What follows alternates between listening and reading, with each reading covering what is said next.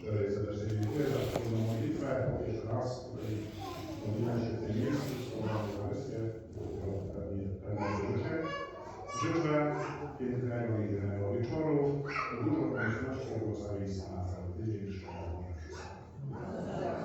Pan z wami.